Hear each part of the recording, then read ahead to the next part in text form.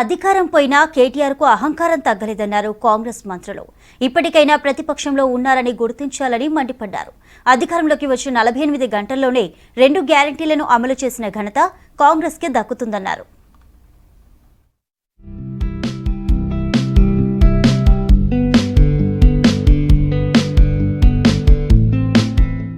మేడిగడ్డపై vigilance నివేదిక assembly సమావేశాల వరకు వస్తుందన్నారు నీటిపారుదల శాఖ మంత్రి ఉత్తమ్ కుమార్ రెడ్డి. ప్రాథమిక విచారణ నివేదిక తనకు ఇప్పటి వరకు అందలేదన్నారు.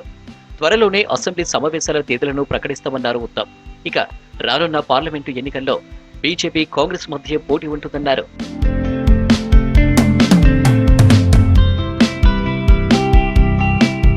ఉమ్మడి కరీంనగర్ జిల్లా కాంగ్రెస్ నేతలు ప్రజాప్రతినిధులతో భేటీ అయ్యారు జిల్లా ఇన్ఛార్జి మంత్రి ఉత్తమ్ కుమార్ రెడ్డి. గాంధీ భవన్ లో జరిగిన మీటింగ్ కు మంత్రి పొన్న ప్రభాకర్, ఎమ్మెల్సీ జీవన్ రెడ్డి, నియోజకవర్గాల ఇన్ఛార్జీలు, ముఖ్య నేతలు అటెండ్ అయ్యారు. వచ్చే పార్లమెంటు ఎన్నికలకు సంబంధించిన అంశాలపై నేతలు డిస్కస్ చేశారు.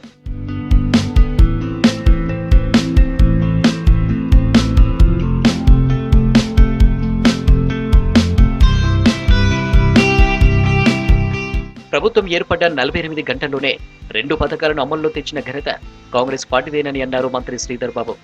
జగిత్యాల జిల్లా కేంద్రంలో జరిగిన ఆత్మీయ సన్మాన కార్యక్రమంలో పాల్గొన్నారు. బీఆర్ఎస్ ప్రభుత్వం కాళేశ్వరం ప్రాజెక్టుపై మొత్తం డబ్బులు పెట్టి ఖజానా ఖాళీ చేసిందని విమర్శించారు శ్రీధర్ బాబు. జీవన్ రెడ్డి శాసనసభలో లేని లోటు కనిపిస్తుందన్నారు శ్రీధర్ బాబు.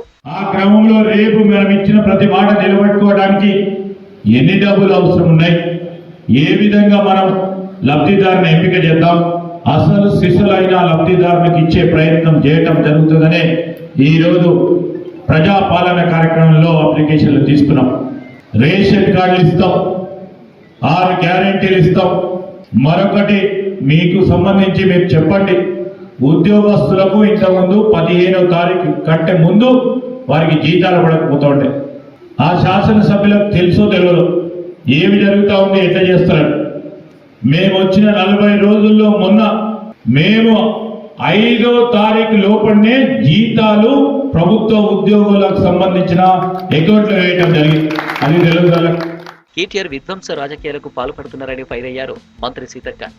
వేములవాడ రాజన్నను దర్శించుకుని ప్రత్యేక పూజలు చేశారు మంత్రి సీతక్క. కేటీఆర్ కి మైండ్ పనిచేయక ఇష్టం వచ్చినట్టు మాట్లాడుతున్నారని విమర్శించారు. మహిళలకు కల్పించిన ఉచిత బస్సు పథకాన్ని జీర్ణించుకోలేకపోతున్నారని మండిపడ్డారు. కేటీఆర్ బుద్ధిగా ప్రతిపక్ష హోదాలో పనిచేస్తే ప్రజలు గుర్తిస్తారని, లేదంటే ఎప్పటికీ ప్రజలు తిరస్కరిస్తూనే ఉంటారన్నారు మంత్రి సీతక్క. విధ్వంసపు రాజకీయాలకు వాళ్ళు పాల్పడుతున్నారు. ధ్వంసపు రాజకీయాలు ప్రజాస్వామికంగా మమ్మల్ని 65 మందిని ప్రతిపక్షంతో కలిసి సఫిషియెంట్ నెంబర్ ఇచ్చారు అసెంబ్లీకి కావాల్సింది. అంటే ఎంతసేపు కూలుస్తాం అంటే అధికారం లేకుంటే వాళ్ళు ఒక్కరోజు కూడా బతకలేకపోతున్నారు అనడానికి ఇది ఒక నిదర్శనం. అంటే ముఖ్యమంత్రి గారు అధికారం ఉంటే తప్ప బయటికి ప్రజలకు అంటే గతంలో ఆయన కేసీఆర్ గారు ముఖ్యమంత్రిగా ఉంటే తప్ప బయటికి రాడు అనేది వాళ్ళు గత 9 సంవత్సరాలుగా గడిలలో ఉండి పరిపాలించారు.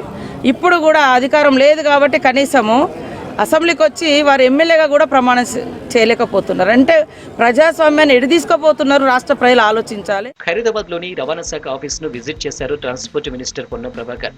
ఆఫీస్ లో మంత్రికి ఘన స్వాగతం పలికారు రవాణా శాఖ అధికారులు. ఆఫీస్ కు సంబంధించిన వివరాలను అధికారులను అడిగి తెలుసుకున్నారు మంత్రి పొన్నం. వివిధ పనుల కోసం వచ్చే పబ్లిక్ ఎలాంటి ఇబ్బంది లేకుండా మెరుగైన సేవలు అందించాలని అధికారులను ఆదేశించారు మంత్రి.